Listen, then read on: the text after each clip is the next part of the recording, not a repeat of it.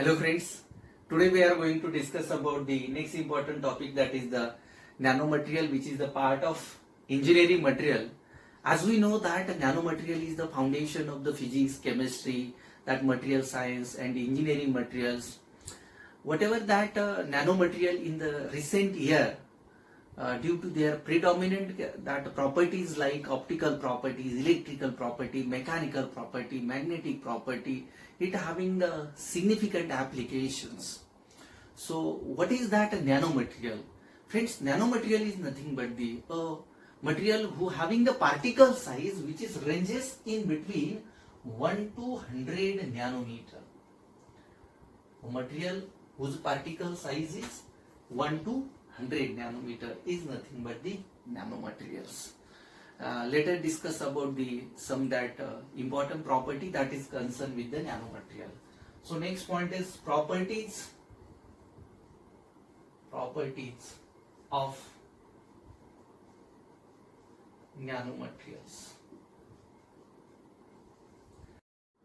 First important properties of the nanomaterial, that is the optical properties.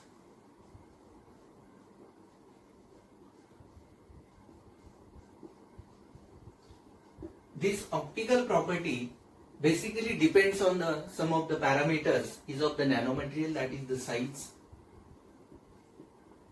shape, surface area,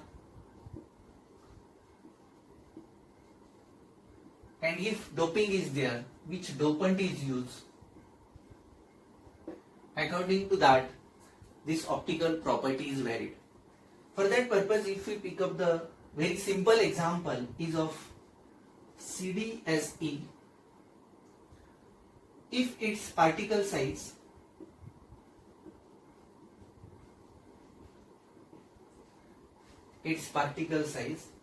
that is 5.5 nanometer, at that time we people notice the color of the sample of that CDSE, that is cadmium selenide.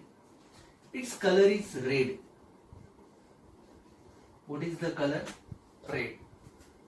And what is the particle size of the same? That is 5.5 nanometer. But if particle size is that 2.3 nanometer, at that time wavelength is shift towards the blue shift, right, from red to blue. That is, here is a higher wavelength.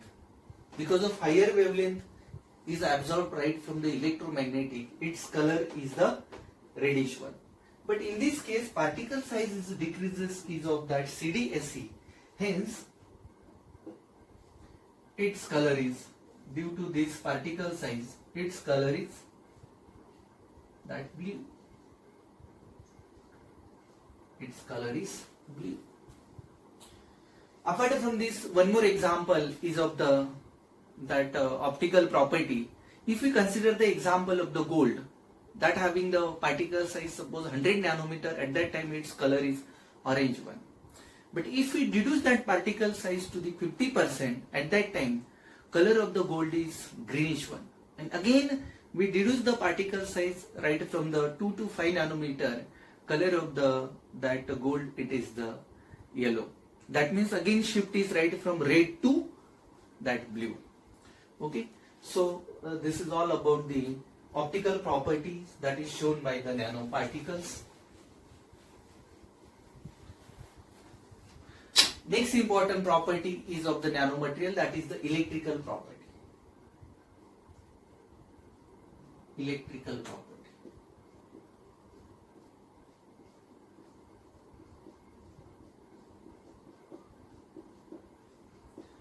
Friends, electrical properties basically depends on the number of electron wave mode. Basically, more is the number of electron mode which is generated in case of the materials, there is a higher is the conduction of electricity. Higher is the conduction of electricity. That means it is directly related. If we consider one of the that nanomaterials, and if we wish to conduct the electricity at that time, diameter of this tube, if consider it is suppose ranges in between 5 to 8 nanometer. In this, number of waves are generated. If we consider number of these electron waves generated, that is 3. Same material is there, but its diameter of that nanowire or the nanotubes which it changes, that is only 2 to 3 nanometer. At that time, whatever this number of electron wave mode, it is more as compared to this, and it is 5 to 6 if we consider just 5. And we know that a number of electron wave modes are more at that time, there is a higher is the conduction of electricity. So in this nanomaterial, if its diameter of that nanowire or nanotubes is decreases, at that time conduction of electricity is decreases. This is all about the electrical property shown by the nanomaterials. Let us discuss about the third important property of the nanomaterial, that is the mechanical property. Mechanical property.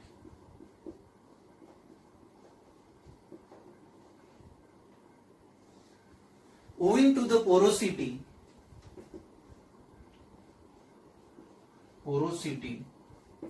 and grain size of the nanoparticles, its mechanical properties influence. So mechanical property basically depends on the porosity. If we make that nanomaterials, that means suppose initially it is 50 nanometer is the size of the nanomaterial. If we deduce it, at that time porosity of that material is increases and grain size is decreases, and due to that its mechanical strength or mechanical properties influence or enhance or increases. Next important property, that is concerned with the magnetic nature. So that property is nothing but the magnetic property.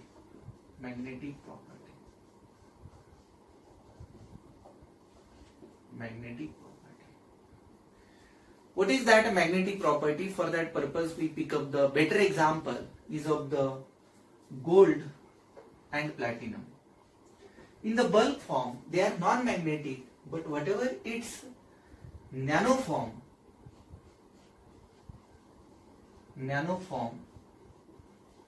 of Au and Pt is magnetic. Another example of this magnetic property, that is the sodium and potassium, they are paramagnetic in the bulk form, but they are in the nano form itself, it is the ferromagnetic. So this is all about the magnetic property that is shown by the nanomaterials.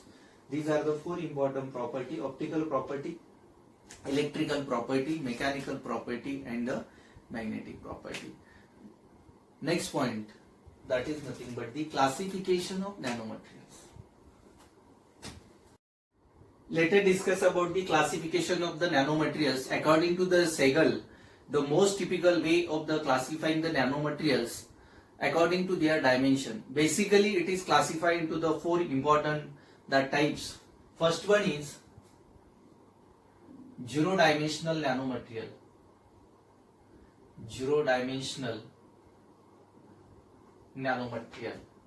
Second one is one-dimensional nanomaterial. Third one is two-dimensional nanomaterial, and last one is three-dimensional nanomaterial. These are the 4 important types of the nanomaterial. What is that zero-dimensional nanomaterial? If we consider that three coordinate axes x, y and z. On this, if we take the nanoscale, that is the 100 nanometer, here is again 100 nanometer. Everywhere we have to take that nanoscale. What is the zero dimensional? Zero dimensional is nothing but the nanomaterials having all the dimensions are measured within the nanoscale. That means whatever the length, breadth and that height, all less than 100 nanometer. That means within the nanoscale. So, better example of the same, that is the fullerene. This fullerene having its length, breadth, whatever that, all dimensions less than 100 nanometer. So, this is the fullerene.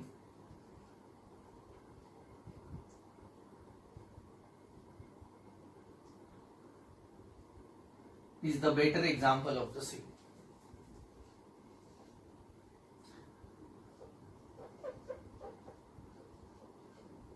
One more example, quantum dot. Quantum dot. See, it is depicted by 3 by 3. That means out of 3, all 3 dimensions less than 100 nanometer or they are fall in the nanoscale. Okay. It is called as zero dimensional nanomaterial. What is the one dimensional nanomaterial? It is again too simple. It is 2 by 3. What is the meaning of this? Again we consider that 3 coordinate axis system. It is x, this one is y and this is the z. See, in this case, in one dimensional case, out of that 3, two of the dimension are measured in the nanoscale, while one dimension above the nanoscale. That means again I tag it as this is the 100 nanometer. Here is again, this is origin, right from origin the distance is suppose 100 nanometer. Here is again 100 nanometer. If we take the example of the nanowire, nanotubes, carbon nanowire, nanofibers, in that case what happens?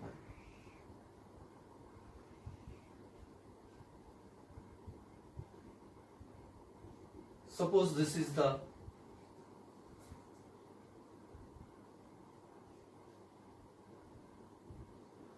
carbon nanotubes. In these carbon nanotubes, we have to depict here, it is the suppose 100 nanometer on the y-axis. That means on x and z axis, whatever the dimension, it is less than the 100. On the y-axis, it is more than 100. That means it is the 3 by 2. Out of 3, 2 dimensions are less than 100 or within the nanoscale, but one dimension above the 100. I have to depict here. This is the 100. Above the 100, if we take the example of the nanotubes, carbon nanowire, in that case, on this one axis we consider here. On the y-axis, what happened? On the y-axis itself, it crosses the distance more than 100 nanometer. But on the z and the x-axis, it is less than 100. So out of 3, 2 dimensions are only within the nanoscale and one dimension is above the nanoscale. It is called as one dimensional. What is that 2 dimensional? It is again too simple. If we consider the same that axis system, that is the x, y and z.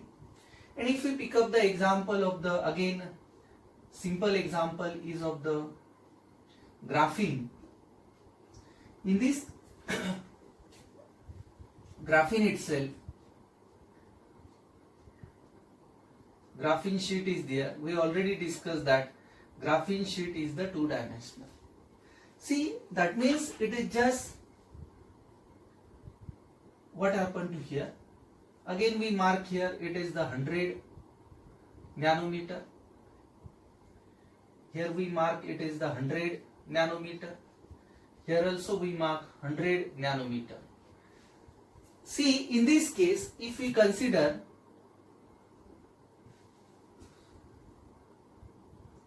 whatever this graphene sheet, it is 1/3 system. That means out of 3, one dimension is only less than 100 on this axis. On Z axis, only less than 100 nanometer, or within the nanoscale only one dimension. But whatever that x and y axis, in this case on the x and y axis, it is above the 100 nanometer or out of nanoscale. Two dimensions are out of nanoscale, only one dimension within the nanoscale, two dimension out of, so it is called as two dimensional. Here only one dimension is more than that 100 nanometer, so it is called as, yes, one dimensional. Here none of the dimension is more than, yes, 100 nanometer, so it is called as zero dimension. What is the three dimensional? In case of the three dimensional, if we consider the example of any cubic system or the bulk nanomaterial, there is a bundles of carbon nanotubes or number of layers are gathered together or cluster of nanomaterial. This is the x, y, z axis. Everywhere it crosses the distance. Here is 100 nanometer. Here is also 100 nanometer. Here is also 100 nanometer.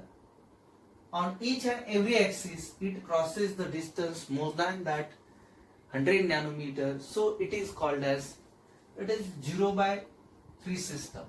That means out of that 3 axis or 3 dimension, none of the dimension is less than 100.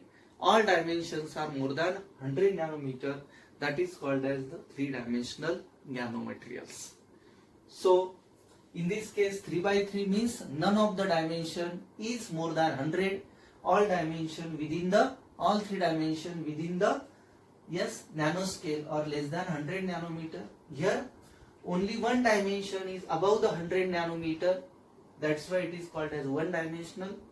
In this case, two dimension, that is on the x and y axis more than 100 nanometer, and one of the dimension is less than 100 nanometer. So it is called as two dimensional. In this case, in last case, what happened? It is 0/3 system. That means all that x and x, y, z axis having the that more than 100 nanometer or above the nanoscale. Okay, so this is the classification of the nano materials. Next important point is of the nanomaterial, that is the application of the same. There are several applications of the nanomaterials. Out of that, we will discuss about some important application of the nanomaterials. Nanostructure semiconductors, basically silicon film, are used as a window layer in case of the solar cell. So one of the application of the nanomaterial, that is in the solar cell.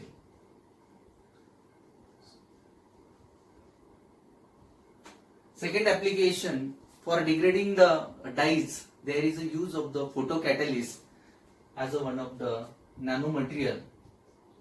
So important application of the nanomaterial, that is it works as a photocatalyst.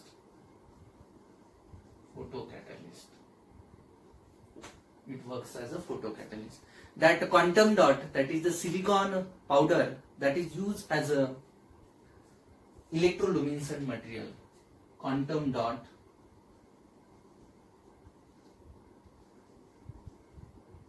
that is silicon powder, basically silicon powder used as an electroluminescent material.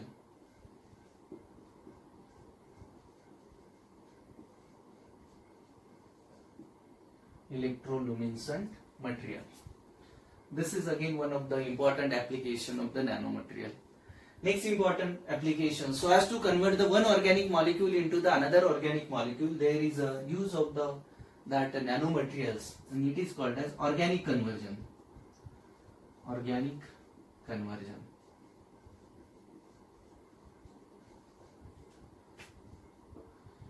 These nanomaterials can be used as a better adsorbent. So in the adsorption process, there is a use of the nanomaterials. Next important application, that MnO2,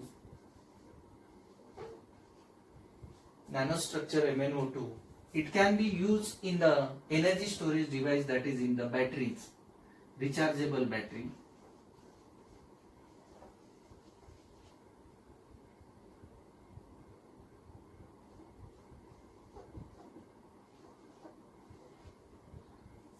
Rechargeable batteries. It can be used in case of the sensor nanomaterial, so as to detect the number of gases like ammonia, SO2, NO2. Number of gases can be detected by using this nanomaterial. These are some of the important application that is concerned with the nanomaterial. I hope all of you understand the today's session. Thank you very much.